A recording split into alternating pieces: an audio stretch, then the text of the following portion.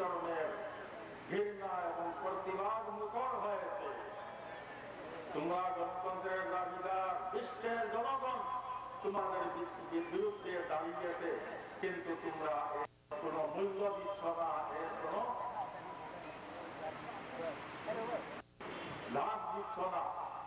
আমি বলতে চাই যে তোমরা এই বিশ্বের আওয়াজে বিরোধিতা করলে নিশ্চয়ই এইভাবে ধ্বংস হবে যেভাবে ফেরাউন, নমরুদ এবং আবরাহা, বাদশাহ ইত্যাদি ধ্বংস হয়েছে। তোমাদের ধ্বংস খুবই নিকটবর্তী। আমাদের পূর্ববর্তী বক্তা বিশেষভাবে বলছেন, আমি ওই কথাই আবার রিপিট করছি যে ইরাকের তুলনায় আমেরিকার কাছে গণধ্বংসী অস্ত্র শস্ত্র শতগুণ বেশি আছে, কিন্তু তারা উঠিয়া পড়িয়া লাগছে ইরাকে অস্ত্র ধ্বংস করার অভিযানে। লোকদের দেখাইতে চাইছে তারা শান্তি চায়, শান্তি চায়, কিন্তু তাদের পূর্ব ইতিহাস আর বর্তমান পদক্ষেপের দ্বারা তারা দুনিয়ার শান্তি চায় না, ধ্বংস চায়, এইটা দুনিয়ার মধ্যে প্রমাণিত হয়ে গেছে। এই কিছুদিন পূর্বে আফগানিস্তানের লক্ষ লক্ষ লোককে তারা বোমা এবং বিভিন্ন অস্ত্রের ব্যবহারে হত্যা করেছে, ধ্বংস করেছে। আবার তারা দাবিদার যে আমরা শান্তি চাই, আমরা সন্ত্রাস দমন করতে চাই। বিশ্ববাসীর দৃষ্টিতে আজকে বিশ্বের মধ্যে সবচেয়ে বড় সন্ত্রাসী হল রুশ এবং তার অনুসারীরা। এই জন্য আমরা তাদের ধিক্কার জানাই। আর আমরা বলতে চাই যে বিশ্বের মানুষ ধ্বংসাত্মক যুদ্ধ চায় না, তারা শান্তি চায়, শান্তি চায়। এই শান্তির প্রতীক হিসাবে আজকের এই সমাবেশ পীর সাহেবের আহ্বানে সিলেটবাসীরা সমবেত হয়ে বিশ্বের সামনে তাদের তুলিয়া ধরতে চান যে শাহজালাল রহমতুল্লাহ আলাইহির দেশ জালালাবাদ সিলহাটের লোক কখনো এই ধ্বংসাত্মক যুদ্ধ চায় না, তারা শান্তি চায়, শান্তি চায়। সাথে সাথে তারা বলিয়া দিতে চায় যে মুসলমান হিসাবে কোনদিন আমেরিকার হুমকি ধমকি ভয় করে না। যদি তারা অগ্রসর হইয়াই যায়, অস্ত্র ব্যবহার করে, আক্রমণ করে, তো আল্লাহর নির্দেশ রয়েছে, ওয়ালা তাহিনু ওয়ালা তাহজানু ওয়া আনতুমুল আ'লা। তোমরা কাপুরুষ হইও না, চিন্তিত হইও না, তোমরাই হবে প্রভাবী, তোমরাই হবে অগ্রগামী, তোমরাই হবে জয়ী, যদি তোমরা ঈমানদার হয়ে থাকো। আমি আশা করি দুনিয়ার মুমিন মুসলমান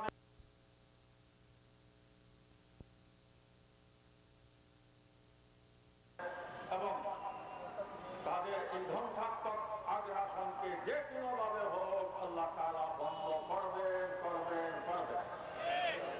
কোরআনে হাকিমে আল্লাহ তাআলা ঘোষণা করেছেন, সানুলকি ফি কুলুবিল লাযিনা কাফারু রুবা বিমা আশরাকু বিল্লাহ মা লাম ইউনাজ্জিল বিহি সুলতানা। আল্লাহ তাআলা কাফিরদের অন্তরে মুসলমানের ভয় ভীতি ঢেলে দিবেন, যেহেতু তারা মুশরিক, আল্লাহর উপর ঈমান রাখে না, বিশ্বাস রাখে না। এই জন্য তারা কাপুরুষ, তারা বুঝবেন তারা মুসলমানের সামনে টিকতে পারে না, পারে না, পারবে না। অস্ত্রের বল তারা দেখাচ্ছে, কিন্তু এই বল বেশি দিন টিকবে না, হয়তো নিজের অস্ত্রের দ্বারা নিজেই ধ্বংস হইতে পারে। যেমন নমরুদ ধ্বংস হয়েছে, যেমন ফেরাউন ধ্বংস হয়েছে। আমার পূর্ববর্তী বক্তা মুহতারাম রুহুল আমিন খান সাহেব তিনটি দাবি আপনাদের সামনে উত্থাপন করেছেন। ঢাকার মহাসমাবেশের প্রতিধ্বনি হিসাবে এই দাবিগুলি আপনারা সম্মুখে রাখবেন। ১ নম্বর হলো আমেরিকার সব পণ্য বর্জন করা। আপনারা প্রস্তুত আছেন? জানিয়া শুনিয়া আমেরিকার কোন পণ্য কেউ ব্যবহার করবেন না। আইন হইতে এটা পুরাপুরি ভাবে বর্জন করা আমাদের কর্তব্য। মিশনারি বিষয়াদি হোক, ঔষধপত্র হোক, জিনিসপত্র হোক, যে কোনো জিনিস হোক, আমেরিকার ছাপ যেটা থাকবে, নাম থাকবে, কোন প্রাণীর উল্লেখ থাকবে, ওইটা আমাদের দেশের লোক বর্জন করিয়া চলবে, বর্জন করিয়া চলবে। সাথে সাথে অস্ত্র হিসাবে আরো দুইটি দাবি তিনি উত্থাপন করেছেন এই মহাসমাবেশের পক্ষ থেকে। ইরাকের আশেপাশে অবস্থিত বিশ্বের মুসলিম রাষ্ট্রগুলোর সামনে আমরা এই দাবি উত্থাপন করি যে যাদের কাছে তেলের সম্পদ রয়েছে, আমেরিকা এবং ব্রিটেনের বিরুদ্ধে তেল অস্ত্র আপনারা ব্যবহার করেন, অচিরেই তেল অস্ত্র ব্যবহার করেন। এই তেল অস্ত্র ব্যবহার করলে তাদের হুমকি ধমকি আর থাকবে না, তারা অগ্রসর হইতে পারবে না।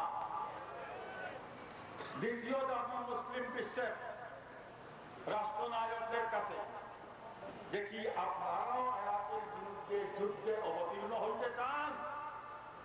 যদি অবতীর্ণ হইতে চান তো খোলাখুলি ভাবে বলিয়া দেন আমরা ইরাকের বিরুদ্ধে লড়াই করব।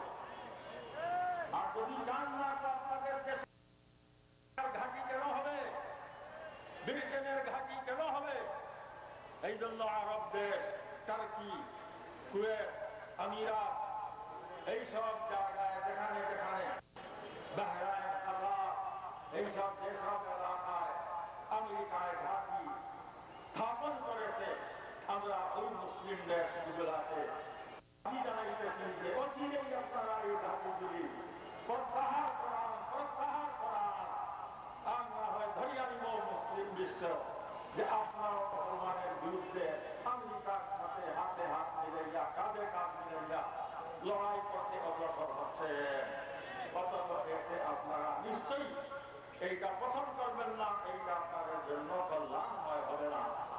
আমি আশা করি আজকের এই আহ্বান ওয়াশিংটন, নিউ ইয়র্ক আর হোয়াইট হাউস এবং ব্রিটেনের প্রধানমন্ত্রীর আসর তার মহল পর্যন্ত পৌঁছবে এবং তারা এই ব্যাপারে বিবেচনা করতে বাধ্য হবে।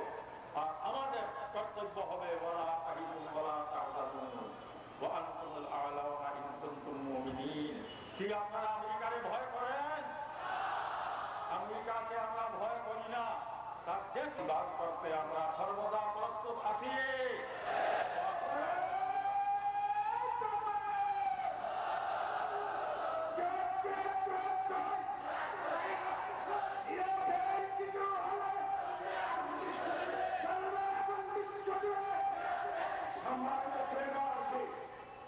আমরা যখন বায়তুল্লাহ জাতীয় মসজিদের খতিব হযরত মাওলানা আওয়াজুল হক সাহেবের কাছ থেকে গুরুত্বপূর্ণ বক্তব্য শুনছিলাম, এ পর্যায়ে সিলেটের এককুড়ি জনতার পক্ষ থেকে হযরত আল্লামা ফুলবাড়ী সাহেব কিবলা রহমানের আঞ্জুমানে আল ইসলামের ব্যবস্থাপনায় আজকের যে মহাসমাবেশ অনুষ্ঠিত হয়েছে, এই মহাসমাবেশের পক্ষ থেকে যারা আমাদের ঘোষণার পত্র পাঠ করছেন, আঞ্জুমানে আল ইসলাম বাংলাদেশের সম্মানিত মহাসচিব হযরত আল্লামা ফুলবাড়ী সাহেব কিবলা রহমানের আজকের এই মহাসমাবেশ অনুষ্ঠানের পেছনে যিনি অক্লান্ত পরিশ্রম করেছেন, যার মেধা এবং পরিশ্রমের বিনিময়ে আজকের এই মহাসমাবেশ অনুষ্ঠিত হয়েছে,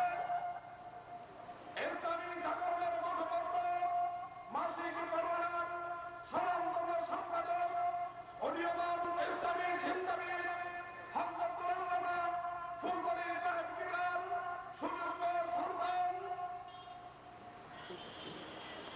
প্রখ্যাত ইসলামী চিন্তাবিদ আলহাজ হযরত মাওলানা হুসাইনুদ্দিন চৌধুরী, হযরত মাওলানা হুসাইনুদ্দিন চৌধুরী।